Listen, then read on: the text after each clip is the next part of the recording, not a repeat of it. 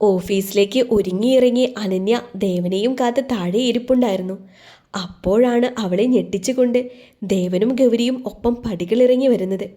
File തുറന്നു പിടിച്ചുകൊണ്ട് ദേവൻ എന്തോ അവൾക്ക് പറഞ്ഞു കൊടുക്കുകയാണ്. അനന്യ ഞെട്ടിക്കൊണ്ട് എഴുന്നേറ്റ് നിന്നു. എന്നാ ദേവൻ അവളെ കണ്ടില്ല. ഗൗരിക്ക് കാര്യങ്ങൾ പറഞ്ഞു കൊടുക്കുന്ന തിരക്കിലായിരുന്നു. ഗൗരി, താൻ ഫ്രണ്ടിലിരിക്കെ, അല്പം കൂടെ പറഞ്ഞു തരാനുണ്ട്. അത് ഓഫീസിൽ ചെന്നിട്ട് പോരേ സാർ? അവൾ വിനയത്തോടെ തിരക്കി. ഇല്ലടാ, ഞാനൊരു മീറ്റിങ്ങിന് പോകും. ഓഫീസിൽ അല്പം കഴിഞ്ഞേ വരൂ. ദേവൻ ഗൗരിക്ക് ഫ്രണ്ട് സീറ്റ് തുറന്നു കൊടുത്തു. അവൾ കയറിയിരുന്നു. ഓ, ഞാനിപ്പോൾ വരാം, ചാവി എടുത്തിട്ടില്ല. ദേവൻ തിരികെ അകത്തേക്ക് കയറി. അപ്പോഴാണ് കലിതുള്ളി നിൽക്കുന്ന അനന്യയെ കണ്ടത്. ആ, നീ എപ്പോ എത്തി? ഞാൻ ഇറങ്ങുമായിരുന്നു, വാ. ദേവൻ എന്നെ കാണാത്തതോ അതോ കാണാത്ത പോലെ അഭിനയിച്ചതോ? നീ എന്തൊക്കെയാ പറയുന്നത്? വരാൻ നോക്ക്, ടൈമില്ല, മീറ്റിംഗ് ഒക്കെ ഉള്ളതാണ്. ദേവൻ വേഗത്തിൽ കാറിൻ്റെ അടുത്തേക്ക് നടന്നു. അനന്യ വന്ന് ഫ്രണ്ട് സീറ്റിൻ്റെ ഡോർ തുറന്നപ്പോഴാണ് ഗൗരി അവിടെ ഇരിക്കുന്നത് കണ്ടത്. അവളെ തുറിച്ചു നോക്കിക്കൊണ്ട് അനന്യ പറഞ്ഞു, നീ ഇറങ്ങി ബാക്കിലേക്കിരിക്കെ. ഗൗരി ദേവനെ നോക്കി. വേണ്ട, നീ ബാക്കിലിരിക്കുക അനന്യ. അവൾക്ക് കുറച്ച് ഡൗട്ട്സ് ഉണ്ട്, എല്ലാം ക്ലിയർ ആക്കണം. ദേവ, അത് ഓഫീസിൽ നിന്ന് ആയിക്കൂടെ? ഇവളെപ്പോലെ വലിഞ്ഞു കയറി പിന്നിലിരിക്കേണ്ട ആളല്ല ഞാൻ. ഓഹ്. ദേവൻ ഒരു ദീർഘശ്വാസം വലിച്ചു വിട്ടു. നീ കയറുന്നുണ്ടേൽ കയറ്. ദേവൻ അവസാനമായി അവളോട് പറഞ്ഞുകൊണ്ട് കാർ സ്റ്റാർട്ട് ചെയ്തു. സീറ്റ് വലിച്ചിട്ട് കൊണ്ട് അവൾ പിന്നിലേക്കിരുന്നു. സീറ്റ് ബെൽറ്റ് ഇട്, ദേവൻ നേരെ നോക്കി പറഞ്ഞു. ഒന്നും അറിയാത്ത പോലെ ഗൗരി ഇരുന്നു. ഗൗരി, സീറ്റ് ബെൽറ്റ് ഇട്. എനിക്കറിയില്ല, കൊഞ്ചിക്കൊണ്ട് ഗൗരി പറഞ്ഞു. ദേവൻ അവളുടെ അടുത്തേക്ക് ചേർന്നുകൊണ്ട് സീറ്റ് ബെൽറ്റ് ഇട്ട് കൊടുത്തു. ഇത് കണ്ട അനന്യയ്ക്ക് ദേഷ്യം ഒരുപാടായിരുന്നു. അതിനിടയിൽ ഗൗരി ഒരു സൂത്രം കാട്ടി. ദേവൻ്റെ കവിൾ അവളുടെ ചുണ്ടിനോടടുത്തായിരുന്നു.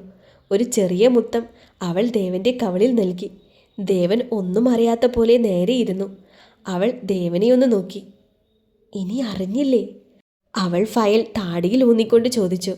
ദേവൻ്റെ മുഖത്ത് ചെറിയ ചിരി അവൾക്ക് കാണാൻ കഴിഞ്ഞു. ആ, അപ്പം അറിഞ്ഞു. എൻ്റെ ഗണേശ, ഇങ്ങനെ എനിക്ക് തന്നെ തരണേ, അവൾ ചിരിച്ചുകൊണ്ട് മനസ്സിൽ പ്രാർത്ഥിച്ചു. കണ്ണാടിയിലൂടെ അനന്യ ഗൗരിയെ തുറിച്ചു നോക്കി. ഗൗരി അവളെ നോക്കി ആക്കിയ പോലെയൊന്ന് ചിരിച്ചു. ഇടയ്ക്ക് ദേവൻ ചിരിക്കുന്നതായി ഗൗരി ശ്രദ്ധിച്ചു. ഗൗരിയെ നോക്കാനൊരു മടിയുള്ളതുപോലെ അവൾക്ക് തോന്നി. പിന്നിൽ അനന്യയുള്ള കാര്യം ദേവൻ പാടെ മറന്നിരുന്നു. അനന്യയുടെ മുഖം ഗൗരി ഇടയ്ക്ക് കണ്ണാടിയിലൂടെ നോക്കി. നല്ല ദേഷ്യത്തിലാണ്, ഒന്ന് മൂപ്പിച്ചേക്കാം. ഗൗരി ദേവനെ തന്നെ നോക്കിയിരുന്നു. എന്നാൽ ദേവന് ഗൗരിയെ നോക്കാൻ എന്തോ ഒരു മടിയുണ്ടായിരുന്നു. ഒരു പുഞ്ചിരിച്ച മുഖം ഗൗരി കണ്ടു. അപ്പോൾ കടുവയ്ക്കും ഫീലിങ്സൊക്കെ ഉണ്ട്. ദേവാ, വണ്ടി നിർത്തിക്കേ, പെട്ടെന്ന് പിന്നിൽ നിന്നും അനന്യ ഉറക്കെ പറഞ്ഞു. എന്താ? നിർത്ത് ദേവാ. ദേവൻ വണ്ടി നിർത്തി. ദേവാ, ഇവൾ ശരിയല്ല. ഇവൾ ഒരുപാട് നേരമായി പട്ടിണി കിടക്കുന്ന കുട്ടികൾ ചക്കക്കൂട്ടാൻ കണ്ടതുപോലെ നിന്നെ നോക്കിയിരിക്കുന്നു. അയ്യേ, എന്ത് ഡോക്കാണ് അനന്യ, ഇതൊരുമാതിരി കച്ചറ സംസാരം. അതെ, നീ എണീക്ക് ദേവാ. എന്താ അനന്യ, നീ എണീക്ക്, ഞാൻ വണ്ടി ഓടിക്കാം. വേണ്ട അനന്യ, എനിക്ക് എൻ്റെ വണ്ടി ഞാനല്ലാതെ വേറെ ആരും ഓടിക്കുന്നത് ഇഷ്ടമല്ല. എന്നാ നീ എണീക്ക്. അനന്യ കാറിൽ നിന്നും ഗൗരിയെ പിടിച്ച് പുറത്തേക്ക് നിർത്തി. ഏയ് അനന്യ, നിനക്കെന്താ വട്ടായോ? വട്ടെനിക്കല്ല, ദേ ഇവൾക്കാ. നീ പിന്നിലിരിക്കടി. അല്ലെങ്കിൽ എന്നാ ഈ ക്യാഷ് കൊണ്ട് വല്ല ബസ്സിലോ ഓട്ടോയിലോ വാ, നമുക്ക് പോകാൻ ദേവാ. ദേവൻ അനന്യയെ വല്ലാതെ നോക്കി. നിനക്കെന്താ വയ്യേ? ഇപ്പോൾ കൊണ്ടുപോയാൽ വല്ല മാനസിക ഹോസ്പിറ്റലും എടുക്കും. അല്പം കഴിഞ്ഞാൽ ഷോക്കടിക്കേണ്ടി വരും. ദേവൻ അനന്യയോട് പറഞ്ഞു നിർത്തി. ഗൗരി, നീ കയറ്. ഗൗരി പിന്നിൽ കയറി. എന്നാൽ ഗൗരിക്കതിൽ വിഷമമൊന്നും ഉണ്ടായില്ല, പകരം സന്തോഷമായിരുന്നു. അവളുടെ മാറ്റം ദേവനെ ദേഷ്യപ്പെടുത്തുന്നുണ്ട്. തന്നോട് എവിടെയോ ഒരിഷ്ടം മുളച്ചു വരുന്നുണ്ട്. പിന്നിലിരുന്നു കൊണ്ട് ഗൗരി ദേവനെ കണ്ണാടിയിലൂടെ നോക്കി. അപ്പോഴാണ് ദേവനും അവളെ നോക്കിയത്. രണ്ടുപേരും കണ്ണുകൾ താഴ്ത്തി. അയ്യേ, അവൾ കണ്ടു, ദേവൻ പറഞ്ഞു. എടി പൊട്ടി, ദേവൻ സാറ് കണ്ടു. രണ്ടുപേർക്കും ചെറുതായി ഒന്ന് നാണം വന്നു. എന്താ ദേവ നീ ഒറ്റയ്ക്ക് ചിരിക്കുന്നത്? ഏയ്, ഒരു ഞെട്ടലോടെ ദേവൻ വീണ്ടും തിരക്കി. എന്താ വെറുതെ ചിരിക്കുന്നത് എന്ന്? ഏയ്, ഞാൻ ചിരിച്ചില്ല, നിനക്ക് തോന്നുന്നതാണ്. അല്ല, എന്തൊക്കെയോ ഉണ്ട്. ഇതേ സമയം മറ്റൊരിടത്ത്. ഡാ ഗൗതം, നിന്നെ അവൾ പറ്റിച്ചു അല്ലേ? അതെ, ആ പെണ്ണിനെ വിശ്വസിച്ച എന്നെ പറഞ്ഞാൽ മതിയല്ലോ. ഇനി എന്താ വഴി? ഇനി ഒറ്റ വഴിയുള്ളൂ, ഞാൻ തന്നെ ഇറങ്ങണം. ആ 50 ഏക്കർ കൈക്കലാക്കാൻ. അതിന് ദേവൻ്റെ വീട്ടിൽ എത്തിപ്പെടണ്ടേ? വേണം. എത്തുന്ന എന്തേലും തുമ്പ് ഞാൻ ഉണ്ടാക്കും. ആരെ ഹെൽപ്പ് ചെയ്യും? അനന്യ എന്തായാലും ചെയ്യില്ല. ഞാൻ തന്നെ എങ്ങനെയെങ്കിലും കയറിപ്പറ്റും. അവളെ ഞാൻ എന്തായാലും ദേവനുമായി സുഖിക്കാൻ വിടില്ല. എന്നെ ചതിച്ച അവളെ ഞാൻ വലിച്ചൊട്ടിച്ച് ഭിത്തിയിലാക്കും. ഓഫീസിലെത്തിയ ഗൗരിയെ ദേവൻ്റെ റൂമിലേക്ക് കൊണ്ടുപോയി. പിന്നാലെ അനന്യയും. പെട്ടെന്ന് ക്യാബിൻ്റെ ഡോർ തള്ളി തുറന്നു വരുന്നത് കണ്ട് ദേവനൊന്ന് നോക്കി. നീയാണോ? ഒന്ന് പതിയെ തുറന്നൂടെ? സോറി, അനന്യ പറഞ്ഞു. ഗൗരിക്ക് മനസ്സിലായില്ലേ? ഞാൻ ഉച്ചയാവും വരാൻ. അപ്പോഴേക്കും തീർക്കാൻ പറ്റുമോ എന്ന് നോക്ക്. അല്ലെങ്കിൽ കുഴപ്പമില്ല, വീട്ടിൽ വന്നിട്ടായാലും മതി. Okay sir. ദേവൻ എങ്ങോട്ടാ? അനന്യ തിരക്കി. ഞാൻ പറഞ്ഞില്ലേ ഒരു മീറ്റിംഗ് ഉണ്ടെന്ന്, അങ്ങോട്ട്. ദേവൻ ഓഫീസിൽ നിന്നും ഇറങ്ങി. ഞാനും വരട്ടെ. എങ്ങോട്ട്? മീറ്റിങ്ങിന്. ഏയ്, അത് ശരിയാവില്ല. ഞാൻ പുറത്ത് ഗസ്റ്റ് റൂമിൽ ഇരുന്നോളാം. എന്താ അനന്യ ഇത്? എനിക്ക് ഇഷ്ടമല്ല ഇങ്ങനെ ബുദ്ധിമുട്ടിക്കുന്നത്. ഇത് ഗൗരിയാണിൽ സമ്മതിച്ചേനെ അല്ലേ? ഒരു നിമിഷം ദേവൻ ഒന്ന് ഇല്ലാണ്ടായി. നീ എന്താ പറഞ്ഞത്? അതെ, ഗൗരിയെ കാണുമ്പോഴുള്ള ദേവൻ്റെ ഇളക്കം ഞാൻ ശ്രദ്ധിക്കുന്നുണ്ട്. നിനക്കിപ്പോൾ എന്താ വേണ്ടേ? മീറ്റിങ്ങിന് വരണം, വാ. അവർ മീറ്റിങ്ങിനായി മറ്റൊരിടത്തേക്ക് പോയി. അനന്യ ഗസ്റ്റ് റൂമിൽ ഇരിക്കുമ്പോഴാണ് പരിചയമില്ലാത്ത ഒരു നമ്പറിൽ നിന്നും അവൾക്ക് ഫോൺ വന്നത്. ഇതാരാ ഇത്? അവൾ അറ്റൻഡ് ചെയ്തു. ഹലോ, എടി അനന്യ മോളെ, നീ എന്നെ അങ്ങ് ഒഴിവാക്കി അവിടെ സുഖിക്കുകയാണ് അല്ലേ? ഗൗതം. ഒരു ഞെട്ടലോടെ അനന്യ തിരക്കി.